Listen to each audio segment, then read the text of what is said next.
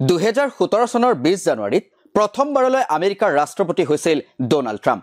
তাৰে পাছৰ নিৰ্বাচনত পৰাজয় বৰণ কৰি পুনৰ ৰাষ্ট্ৰপতি হিচাপে নিৰ্বাচিত হৈছে ট্ৰাম্প। এনেকুৱা অভিলেখ গঢ়া ট্ৰাম্প হৈছে দ্বিতীয়জন ৰাষ্ট্ৰপতি। ইয়াৰ পূৰ্বে গ্ৰোভাৰ ক্লিফলেণ্ডৰ নামত আছিল এই অভিলেখ।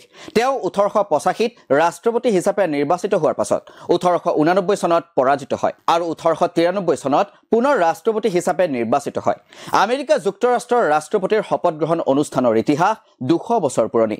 প্ৰথমবাৰলৈ 1789 চনত নিউয়ৰ্ক চহৰত জৰ্জ ৱাশ্বিংটনৰ শপত গ্ৰহণ অনুষ্ঠান এইদৰে মহা আড়ম্বৰেৰে অনুষ্ঠিত কৰা হৈছিল। আজি আমেৰিকা যুক্তৰাষ্ট্ৰৰ 47 সংখ্যক ৰাষ্ট্ৰপতি হিচাপে শপত গ্ৰহণ ডোনাল্ড ট্ৰাম্পৰ। সেই সময়তে উত্থাপিত হৈছে প্ৰশ্ন, শত্ৰু জি জিনপিঙক আমন্ত্ৰণ, বন্ধু নৰেন্দ্ৰ মোদীক অৱহেলা নেকি? কিয় ডোনাল্ড ট্ৰাম্পৰ শপত গ্ৰহণ অনুষ্ঠানলৈ অনিমন্ত্ৰিত হৈ থাকিল মোদী? এয়া ভাৰত আমেৰিকাৰ সম্পৰ্কত পৰিৱৰ্তনৰ ইংগিত নেকি? সকলো জানিম আজিৰ দেশ দুনিয়াত।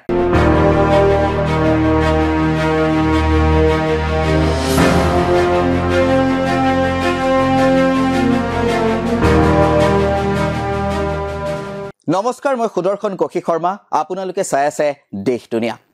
ডোনাল্ড ট্ৰাম্পৰ শপত গ্ৰহণ অনুষ্ঠানৰ বাবে ব্যাপক হাৰত ধন দান কৰিছে প্ৰযুক্তি খণ্ডৰ কোম্পানীসমূহে।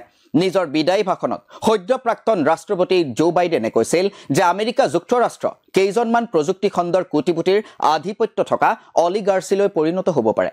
বিড়ম্বনাৰ কথাটো হ'ল যে বিশ্বৰ 3জন আটাইতকৈ বেছি ধনাঢ্য তথা প্ৰযুক্তি খণ্ডৰ ব্যক্তি ক্ৰমে ইলন মাস্ক, জেফ বেজছ আৰু মাৰ্ক জুকাৰবাৰ্গৰ নাম ট্ৰাম্পৰ শপত গ্ৰহণ অনুষ্ঠানৰ ৰাজহুৱা অতিথি তালিকাত আছে।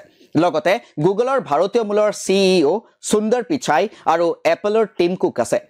বিদেশী নেতাৰ অতিথি তালিকাখন উগ্ৰ সোঁপন্থী নেতাৰে ভৰপূৰ যেন লাগিছে। এই তালিকাত আছে আৰ্জেণ্টিনাৰ ৰাষ্ট্ৰপতি জেভিয়াৰ মিলা আৰু ইটালীৰ প্ৰধানমন্ত্ৰী জৰ্জিয়া মেলোনি। এই তালিকাত জাৰ্মানীৰ অল্টাৰনেটিভ ফৰ জাৰ্মানী অৰ্থাৎ AFD দলৰ টিনো শ্ৰুপালা আৰু ব্ৰিটেইনৰ পপুলিষ্ট দল ৰিফৰ্ম পাৰ্টিৰ নেতা নাইজেল ফাৰাজৰ নামো সন্নিৱিষ্ট কৰা হৈছে। চীনৰ ৰাষ্ট্ৰপতি জি জিনপিঙক আমন্ত্ৰণ জনোৱাত সকলো মানুহ হতবাক হৈ পৰিছিল, কিয়নো ট্ৰাম্পৰ প্ৰথম কাৰ্যকালত জি জিনপিং আছিল ট্ৰাম্পৰ সবাতোকৈ ডাঙৰ ৰাজনৈতিক প্ৰতিদ্বন্দ্বী। ইয়াৰ বিপৰীতে এসময়ত ট্ৰাম্পক ঘনিষ্ঠ বন্ধু বুলি অভিহিত কৰা ভাৰতৰ প্ৰধানমন্ত্ৰী নৰেন্দ্ৰ মোদীক এই অনুষ্ঠানলৈ নিমন্ত্ৰণ জনোৱা নহ'ল। প্ৰশ্ন হয়, ট্ৰাম্পে কিয় শত্ৰু গণ্য কৰাজনক নিমন্ত্ৰণ জনালে আৰু বন্ধুক আওকাণ কৰিলে?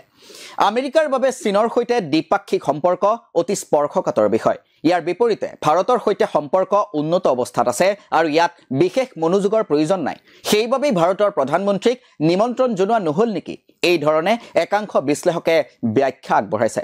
আন একাংশ বিশ্লেষকৰ মতে শপত গ্ৰহণ অনুষ্ঠানলৈ মোদীক নিমন্ত্ৰণ নজনোৱাটো বৰ এক ডাঙৰ ঘটনা নহয়। উল্লেখ্য যে এই বছৰৰ শেষৰ পিনে হ'ব লগা কোৱাড ছামিটত মোদী আৰু ট্ৰাম্পৰ সাক্ষাৎ হোৱাৰ সম্ভাৱনা আছে। তথাপিও একাংশ বিশ্লেষকে অনুমান কৰিছে যে ট্ৰাম্পৰ এই সিদ্ধান্তই ট্ৰাম্পৰ প্ৰথম কাৰ্যকালত ভাৰতৰ সৈতে হোৱা বাণিজ্যিক বিবাদক লৈ হোৱা তেওঁৰ হতাশাক প্ৰতিফলিত কৰিছে। হাউডি মোদী আৰু নমস্তে ট্ৰাম্পৰ দৰে অনুষ্ঠানৰ পাছতো ট্ৰাম্পে হয়তো ভাবিব পাৰে যে চীনৰ প্ৰভাৱ প্ৰতিহত কৰাত ভাৰত পিছ পৰি আছে। ট্ৰাম্পৰ সিদ্ধান্ত ট্ৰাম্প আৰু মোদীৰ সম্পৰ্কত ফাট মেলাৰ ইংগিতো হ'ব পাৰে বুলি আন একাংশই ক'ব খোজে। যোৱা বছৰৰ ছেপ্টেম্বৰ মাহত আমেৰিকা ভ্ৰমণৰ সময়ত ভাৰতৰ প্ৰধানমন্ত্ৰী মোদীয়ে ট্ৰাম্পক সাক্ষাৎ কৰা কথাটোত অগ্ৰাধিকাৰ দিয়া নাছিল। লগতে দুয়োগৰাকী নেতাৰ সাক্ষাৎ হোৱা নাছিল। সেইবাবে ট্ৰাম্পে শপত গ্ৰহণলৈ নৰেন্দ্ৰ মোদীক নিমন্ত্ৰণ নজনালে বুলিও একাংশই ঠাৱৰ কৰিছে। উল্লেখ্য যে ট্ৰাম্পৰ শপত গ্ৰহণ অনুষ্ঠানত ভাৰতৰ বৈদেশিক মন্ত্ৰী ডক্টৰ এছ জয়শংকৰ আৰু চীনৰ উপ ৰাষ্ট্ৰপতি হান ঝেং আৰু অধিকাংশ দেশৰ ৰাষ্ট্ৰদূত উপস্থিত থাকিব। চলিত বৰ্ষৰ শেষৰ ফালে অনুষ্ঠিত হ'বলগীয়া কোৱাড ছামিটৰ সময়ত ট্ৰাম্পৰ সৈতে সম্পৰ্ক উন্নত কৰাৰ বাবে মোদীয়ে সুযোগ পাব। লক্ষণীয় বিষয় হ'ব প্ৰধানমন্ত্ৰী মোদীয়ে সেই সুযোগৰ সদ্ব্যৱহাৰ কিদৰে কৰে। অৱশ্যে বিশেষজ্ঞসকল এটা কথাত একমত যে বিদেশী নেতাক, বিশেষকৈ সোঁপন্থী জনপ্ৰিয়তাবাদী বা পপুলিষ্ট প্ৰৱণতা থকা নেতাসকলক আমন্ত্ৰণ জনোৱাটোৱে ট্ৰাম্পৰ কূটনৈতিক শৈলীৰ পৰিৱৰ্তনৰ ইংগিত দিছে। এয়া ট্ৰাম্পৰ মতাদৰ্শৰ সৈতে মিল থকা নেতাৰ সৈতে মিত্ৰতা গঢ়ি তোলাৰ লক্ষণ। বাতৰিটো যুগুত কৰা হৈছে BBC নিউজ হিন্দীৰ সহায়ত।